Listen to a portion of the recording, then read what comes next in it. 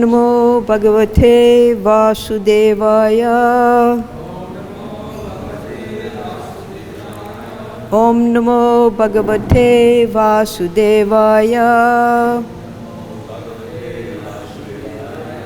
Om Namo Bhagavate Vasudevaya. Today we're reading from Canto 1, Chapter 5, text number 18. Srila Prabhupada referred to this text when he was in San Francisco after he returned from his rejuvenating trip in India. So it's an important verse in reference to Prabhupada's pastimes. Tasyaiva heto prayateta kovido na labhyate yad brahmatam uparyatha talabhyate dukhavat anyatha sukham kalena sarvatra gabira ranghasa. Tasya, for that purpose. Eva, only. Heto, reason. Prayateta, should endeavor. Kovidha, one who is philosophically inclined. Na, not. Labhyate, is not obtained.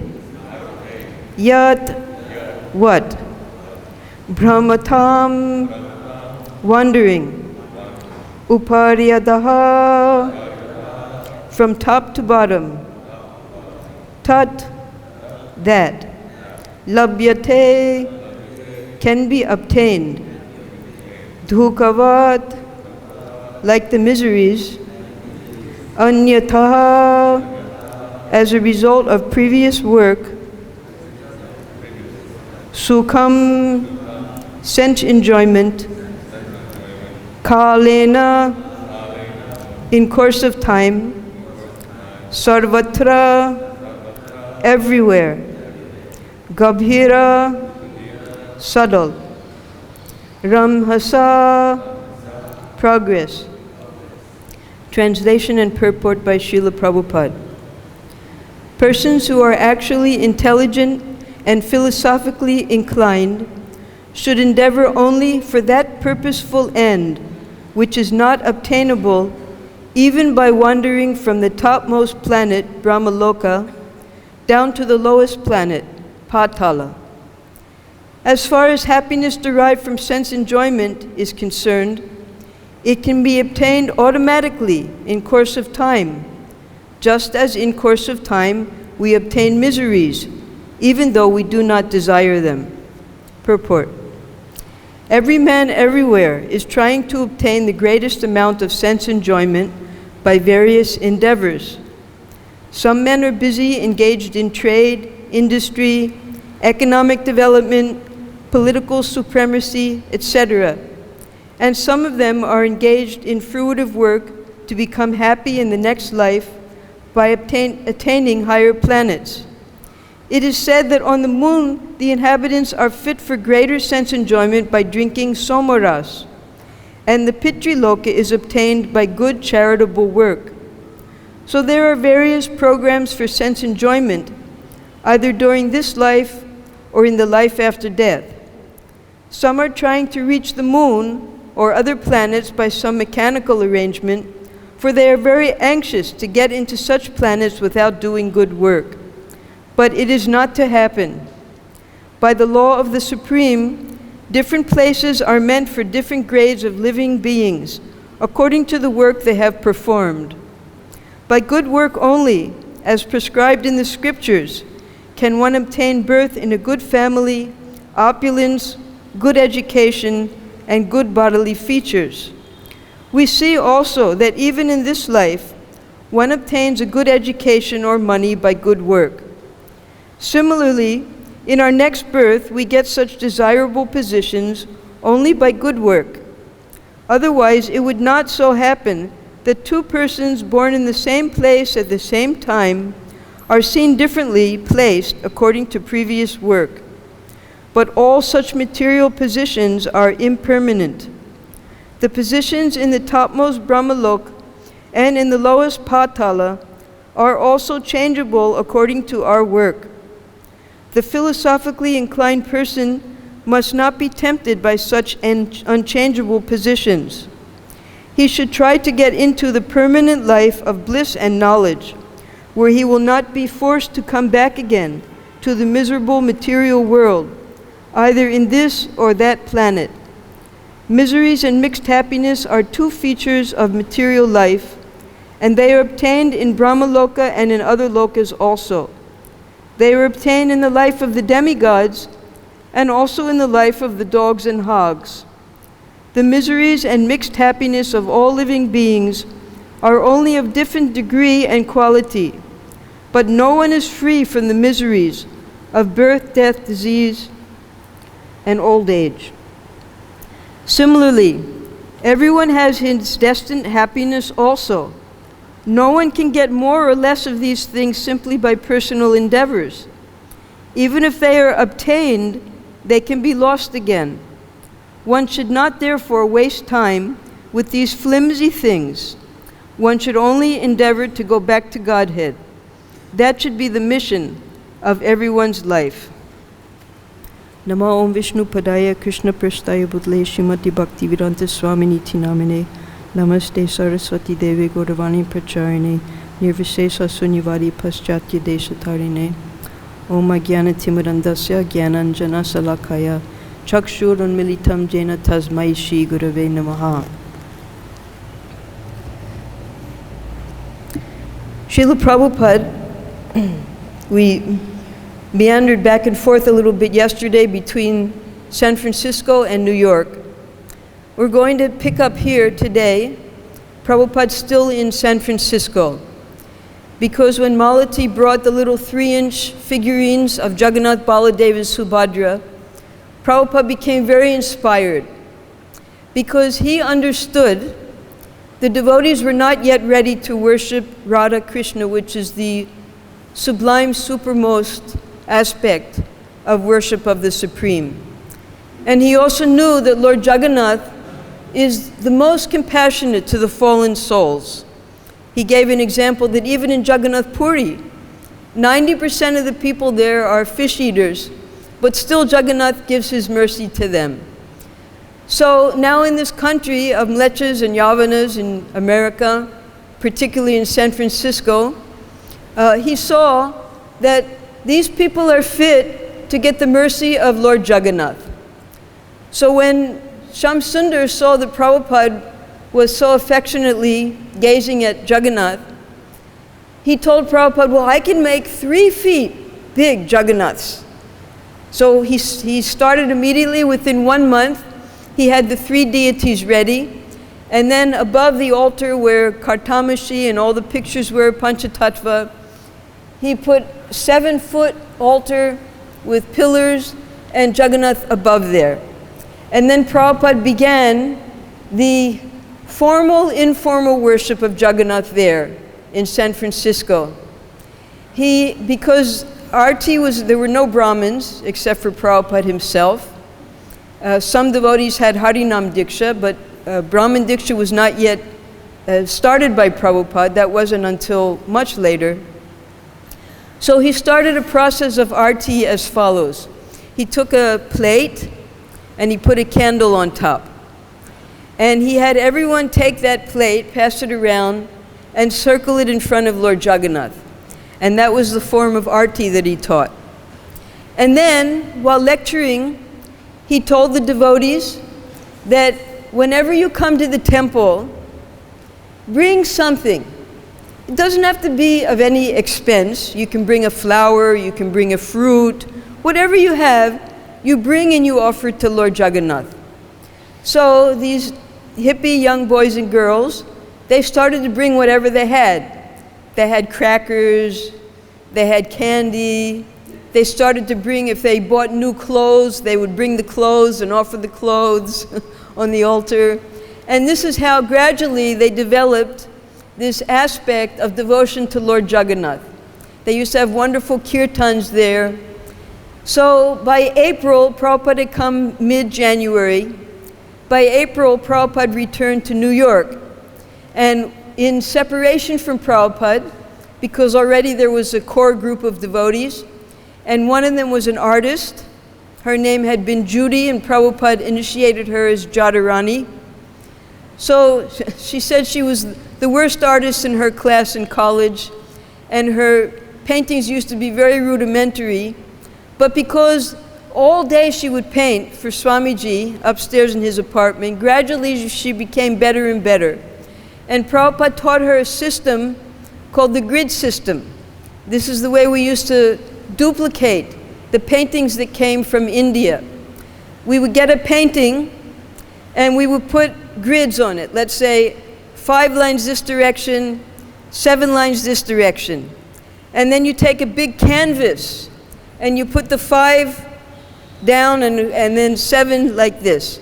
And whatever was in each grid, you would put in the bigger grid. And in that way, by painting, you could duplicate a small picture into a very big canvas. So this is how Prabhupada taught Jadharani how to make all these early paintings that you'll see in Krishna book, and you'll see, for instance, all the Panchatattva.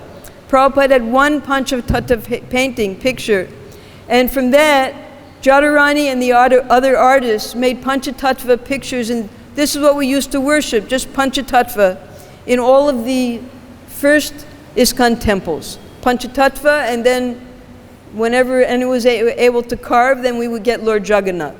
Radha Krishna was not initiated until the first big temple we'll hear about later, that was Los Angeles. So now that Lord Jagannath was present, Prabhupada came back. When he arrived, the devotees welcomed him so lovingly. They brought him to 26 2nd Avenue. And Jadharani, she had been busy painting. She had the Parampara, Bhakti-Vinod Thakur, Gaur Kishore Das Babaji, all around the temple. And Prabhupada was very happy to see all of these beautiful paintings. And he saw all the other many improvements that the devotees had worked on at that time. He was very pleased. And then he continued with his regular program of lecturing Monday, Wednesday, Friday on Bhagavad-Gita. And in the morning, the devotees who were serious, he would have morning class, either from Srimad Bhagavatam or Chaitanya Charitamrita. Then one day, it was May 28th. Now, in America, being secular, so-called secular and democratic, they have particular holidays that you won't find in India. One of them is called Memorial Day. Memorial Day is the day that they remember all of the soldiers who died for their nation. And it's on the last Monday of May. So it happened to fall May 30th that day. May 28th, Achyutananda, he comes into Prabhupada's apartment early in the morning before the class, and Prabhupada's lying down, which is very unusual. By that time, Prabhupada would have been translating all night. He'd be sitting at his desk, and he looks very pale. So Prabhupada says to Achyutananda, "Feel my heart."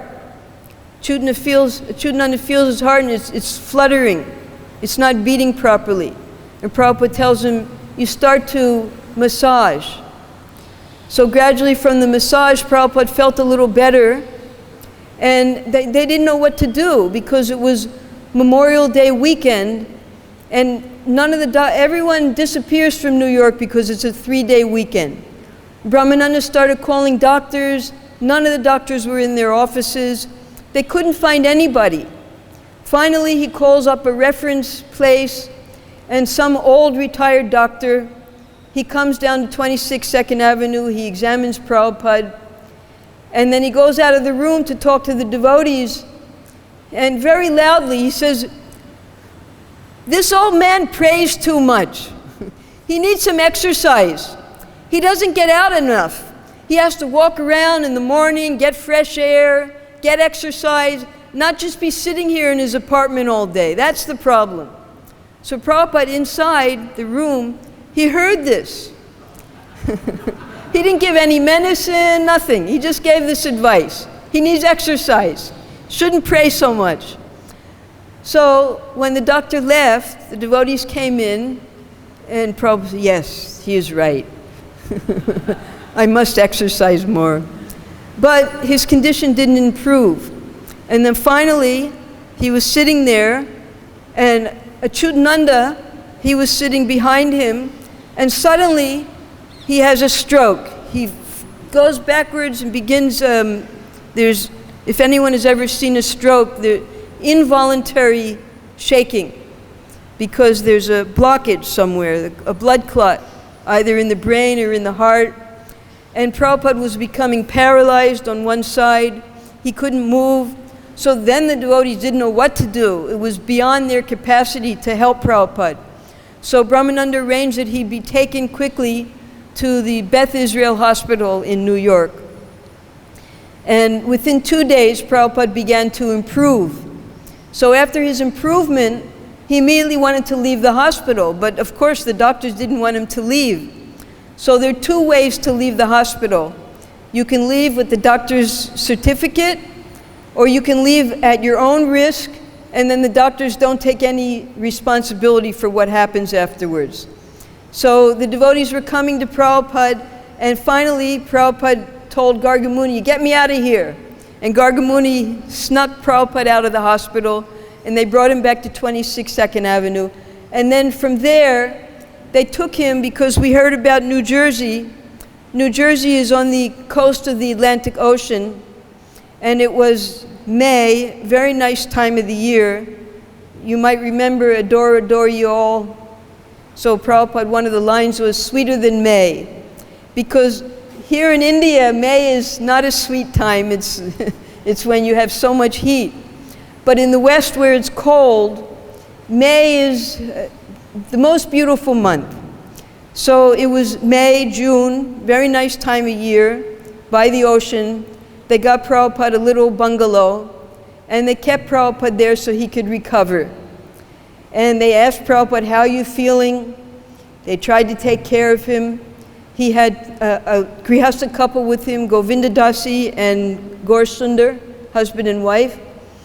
And Prabhupada said, the windows are broken, but the light is still shining inside. So he wasn't fully recovered.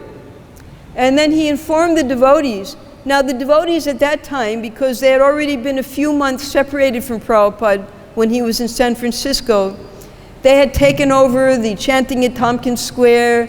They had started going out on Sankirtan and distributing back to Godhead magazines. So things were starting up, as we know ISKCON today. And they made an announcement at Tompkins Square that everyone please pray for Prabhupada.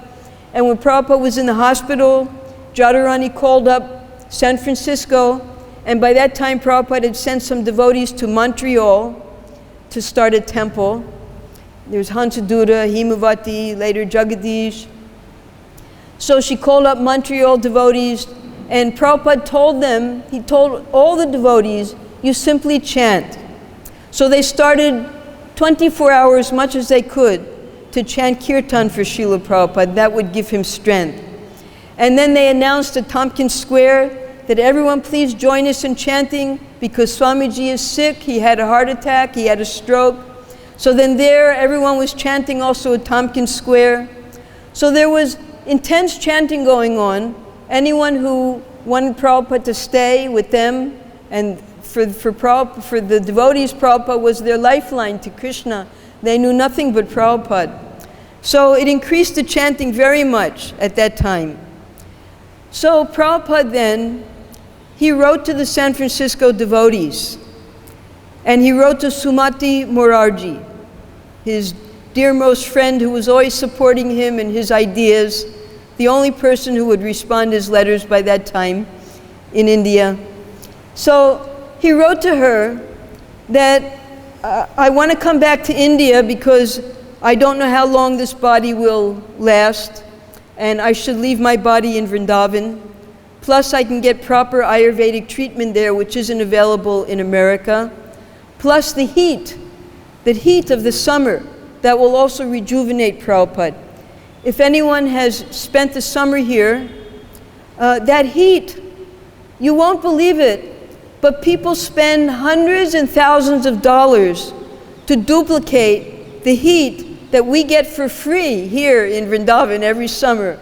It's called sauna baths. They create intense heat, 112 degrees, just like we get here for nothing. And you sit and you sweat out, it's dry heat. You sweat out all of your impurities and have to pay $50 an hour and dressed up, just like we dress, just a thin cloth. So they don't know that you can get everything like that right here in India for free. So Prabhupada knew that that heat would bring back his health. So he wrote to Sumati Murarji, I want to return to India for some time. I don't know if this is the end or if Krishna will allow me to continue. And then he wrote to her that there are 3 things that I still have to do.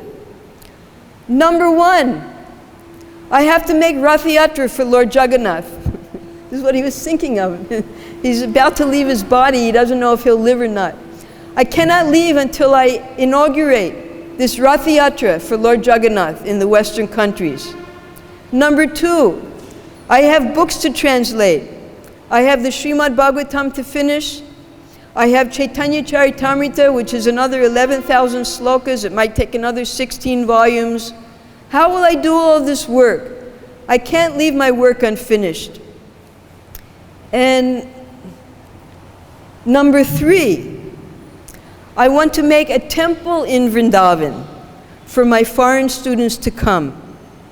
He said that a temple in Vrindavan is necessary because one day in Vrindavan you can make more spiritual advancement than 1 year in America.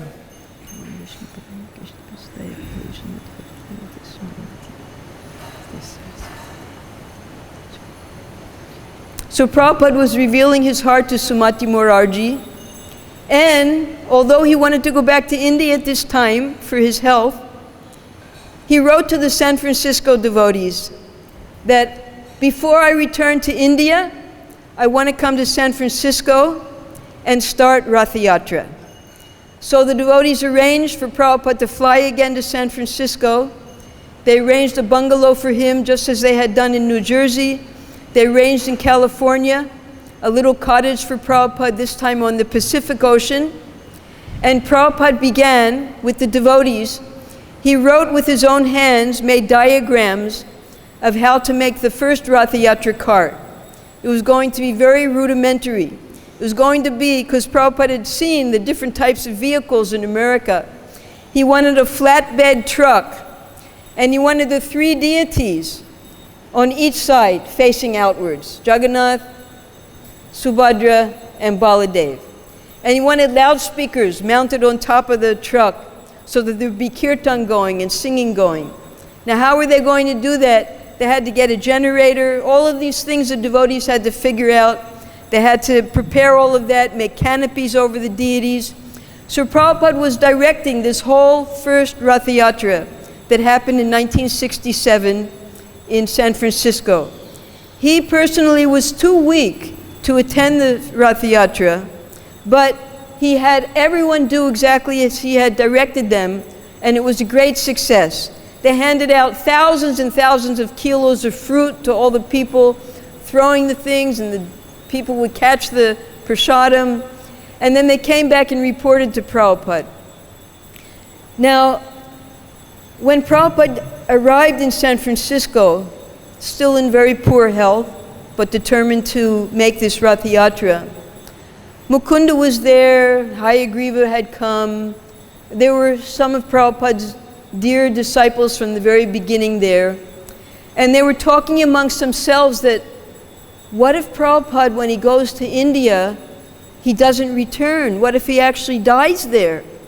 What are we going to do? We're so young, we don't know anything yet. So Mukunda, being the eldest of all of the disciples, he said, well, I'll ask Prabhupada what we should do. So he went to Prabhupada in the cottage, and he asked Prabhupada a question. He said, who will be your successor if you leave us? And Prabhupada was silent.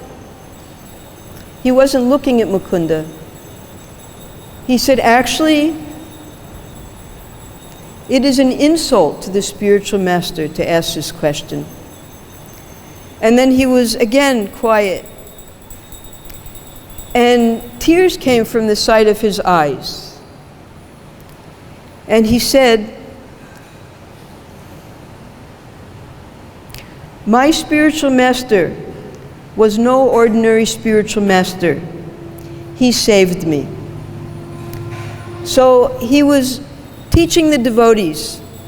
This is not just professor-student.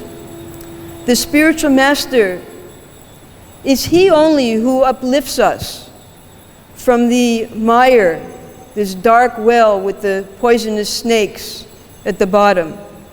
Is he who stretched his hand and lifted us up. Who can replace such a merciful person as our own spiritual master? So for this reason, he was remembering his own spiritual master at that time, and he began to cry. No one can replace one's own spiritual master who lifted him up from this material agony.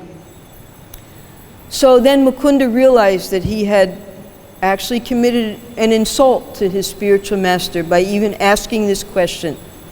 Now Prabhupada later would reveal to the devotees that the spiritual master and the disciple are never separated. He might be present, or he might be out of our vision. So when Prabhupada felt well enough, he came back to the San Francisco temple and he began to teach the devotees about Vapu and Vani, how you might have the personal association of your spiritual master, but that is temporary. He might be there and he might not be there. But the Vani of the spiritual master, that is eternal. That is always with you throughout life. And he gave the example of his own spiritual master. Although it took him 11 years to take Diksha, and even after Diksha, he wasn't personally present with his spiritual master. And his spiritual master only remained on the planet for another 3 or 4 years. And he only had a few hours, a few days association personally with his spiritual master. But the instructions his spiritual master kept with him for life. And that is why he came to America. That is why he was preaching Krishna consciousness in the West. So it's the Vani that is more important than the Vapu of the spiritual master. Now, Prabhupada was then going to leave finally. He fulfilled one of his 3 tasks. He began the Rath Yatra festival, and Prabhupada foresaw that there would be many more Rath Yatras all over the world, and there were enough festivals in Krishna consciousness that we could have a festival like this every day of the year. And he would teach the devotees how to do that. You see, in our temple, we're having festival every day of the year, our kirtan, and when the doors are open, the crowds of people just coming for the kirtan and prasadam and the association. Every day is a festival here in the spiritual world of Vrindavan. So Prabhupada understood that because he was coming from Vrindavan. But the devotees at that time could only hear what Prabhupada was saying and imagine how it could be, because they had seen for the first time a Rath Yatra festival, a real festival. So then Prabhupada took the plane ride back to New York. He spent 1 day in New York, and he saw more so. Even during that time, he saw the improvements, because it was 1 month that he spent there in San Francisco to get Rath Yatra going. He came back the end of July, and he saw there, when he entered the temple of 26 2nd Avenue, that the parampara was there by his sitting place. And he prayed to the parampara. And in his farewell lecture, he said, I'm now leaving you in the hands of your grandparents, because grandparents are more kind to the grandchildren than the father. So they will take good care of you in my absence.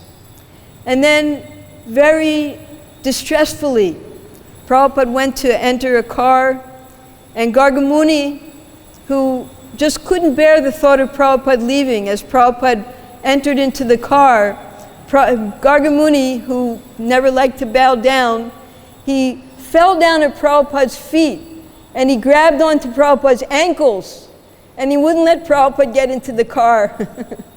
And Prabhupada was just rubbing his head. Now, these stories you don't find in the what are they called? The authoritative biographies of Prabhupada.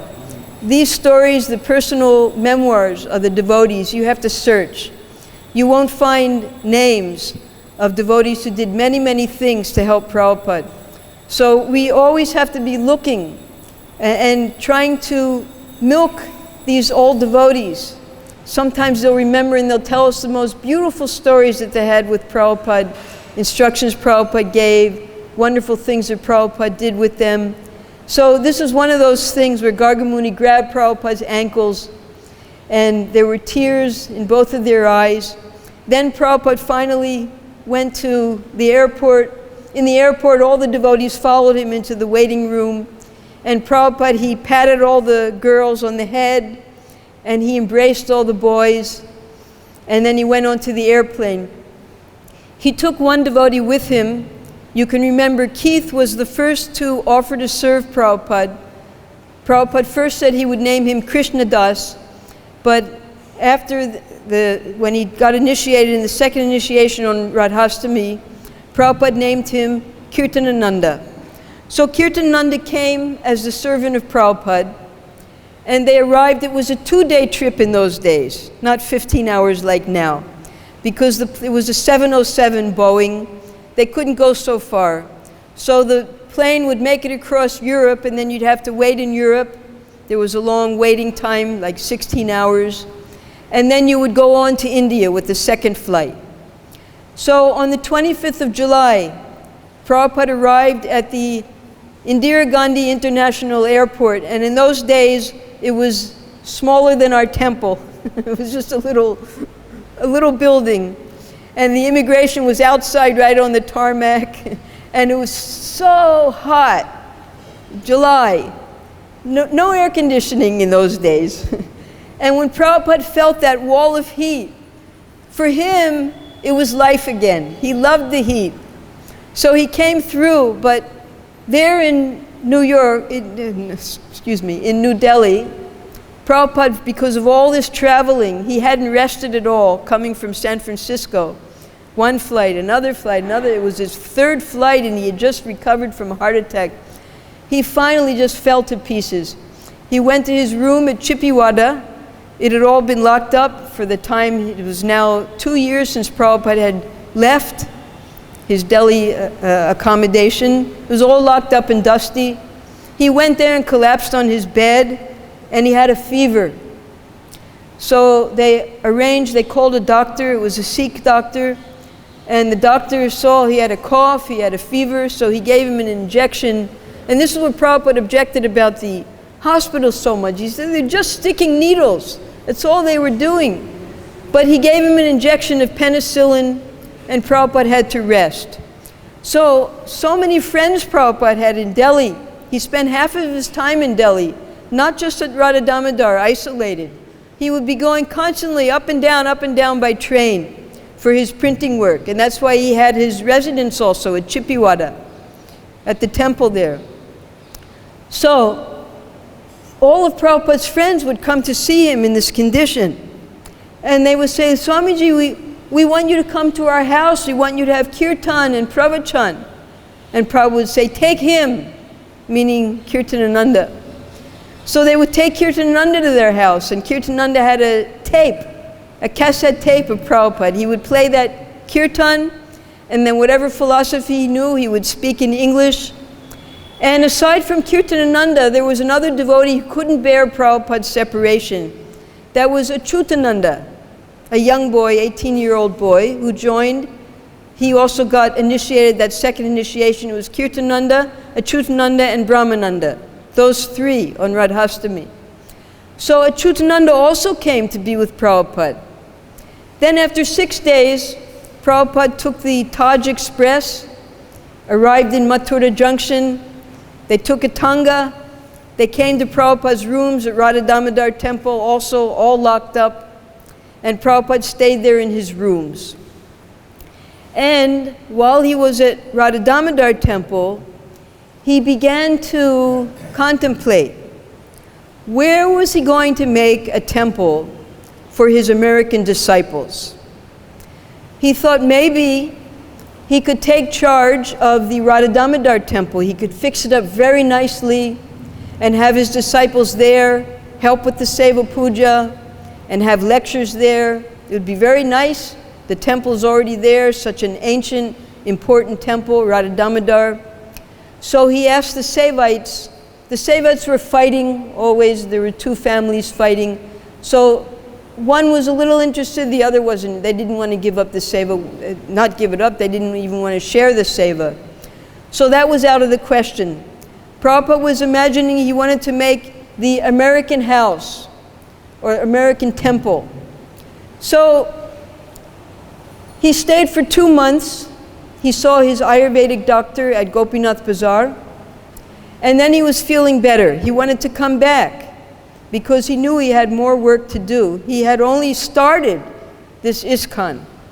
So he came back by the western route, and before he came back, he left the keys of his rooms with Achyutananda, and a third devotee joined Prabhupada at that time, who had taken initiation there in America. His name was Rishikesh.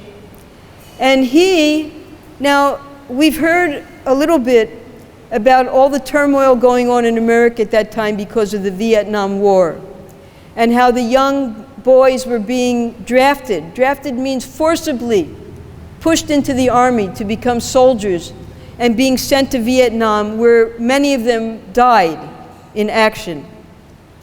So when Stephen Goldsmith, the lawyer who made the incorporation, was in one of Prabhupada's lectures, he asked Prabhupada a question, because although he was a lawyer and very well established and had money, he was the only one who had money, he was very sympathetic to the youth, that they had to be drafted into the army like this and risk their lives for a purpose that they weren't even in agreement with, this war in Vietnam. The whole world was opposed to the Americans' involvement in Vietnam, because it was a fight between the capitalists and the communists, Russia and America, and it all was happening there in Eastern Asia, in Vietnam. The communists were trying to take over.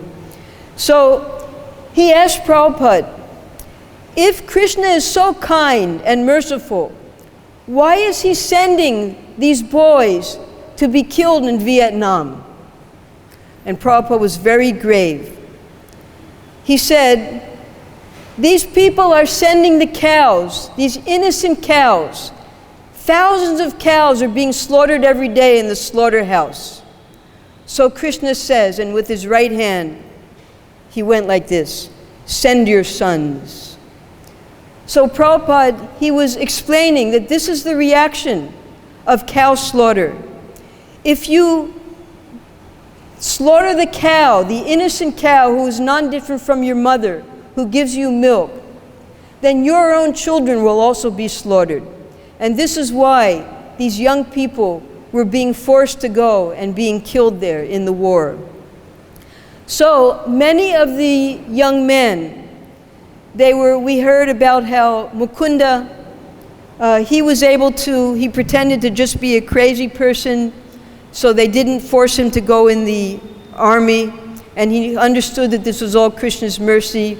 Kirtanananda, he went there dressed as a devotee with the shaved head and sika and dhoti. They put him in the madhouse. So devotees who had surrendered to Prabhupada, they were taking shelter of Krishna and the philosophy, but the ISKCON society was not well established enough for the government to accept it as a real conscientious objection for not having to be put in the army, although some devotees were finding ways to do it. So some devotees were simply escaping from America. They were running away. Some went to Canada, and one came to Prabhupada in India. His name was Rishikesh. And he was very afraid that the American government was going to capture him again. So Prabhupada advised him that you just stay here, and you and Achyutananda, you have the keys to my rooms. You can stay here, or you can go to Mayapur. My godbrother is there, Sridhar Maharaj. You can take shelter of him.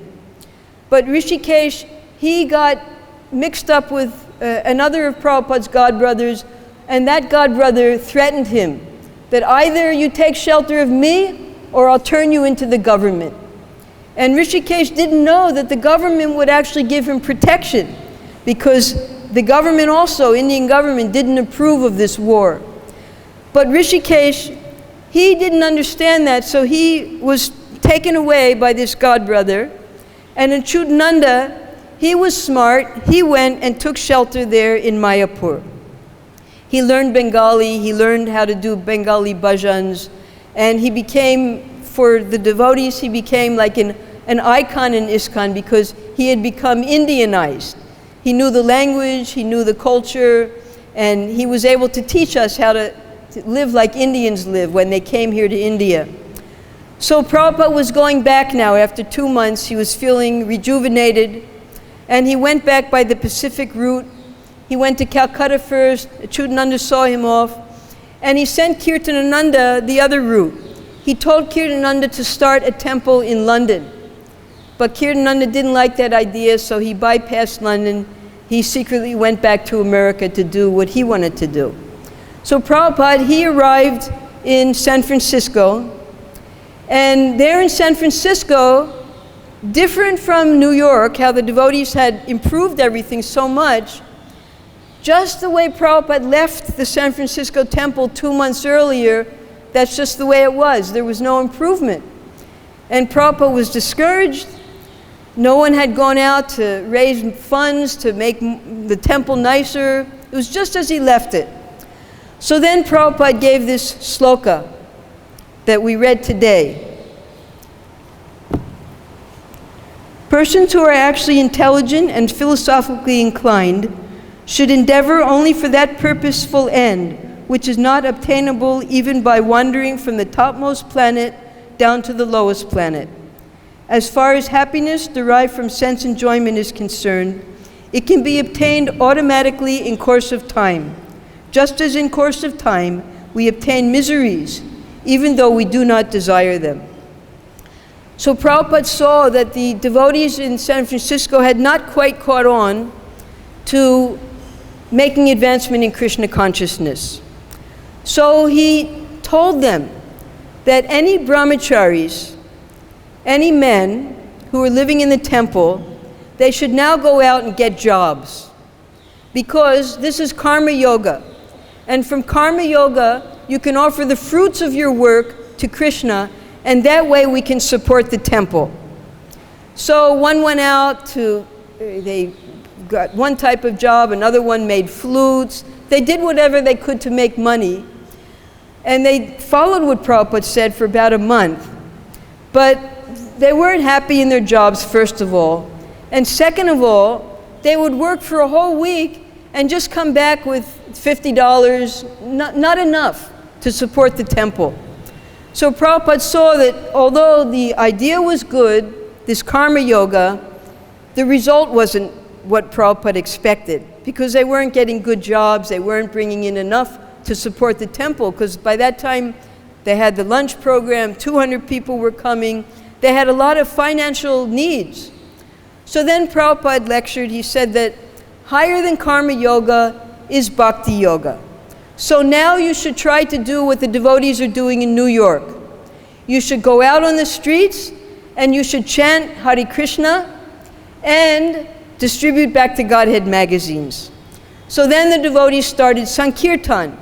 They went to the busiest street in downtown San Francisco. They started to chant, and on the first day, Tamal Krishna, he was the leader, the Sankirtan leader. And he had them all line up and dance nicely, and they were all playing their musical instruments, and every once in a while he would blow a conch shell just to add to the spice of the kirtan. And then he realized he had this conch shell in his hand. Then he started going around to all the people who were standing and watching, and people started throwing coins in the conch shell. And whoever gave a donation, he would give them a Back to Godhead magazine. So this is how the whole process started of book distribution and getting donations. So they came back that day, they got $12. So then Prabhupada sent them out again. And the next day they got $40, all in one day. So it was becoming successful just by chanting Hare Krishna. The people were hearing the chanting, they were giving a donation, and they were getting Back to Godhead magazine.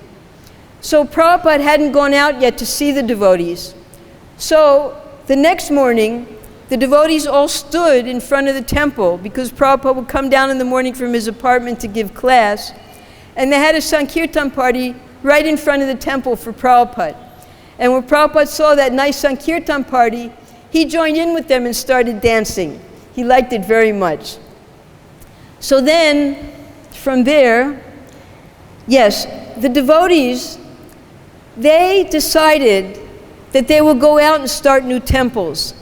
Now, by the time the 70s came around, we're going a little ahead, there was a new temple being made around the world, one a month.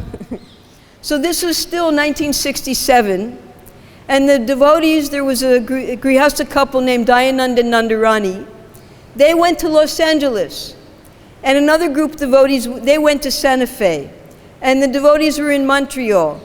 And then Prabhupada started sending devotees to Germany, eventually to London. He sent them to France, to Africa, then he sent them to Japan.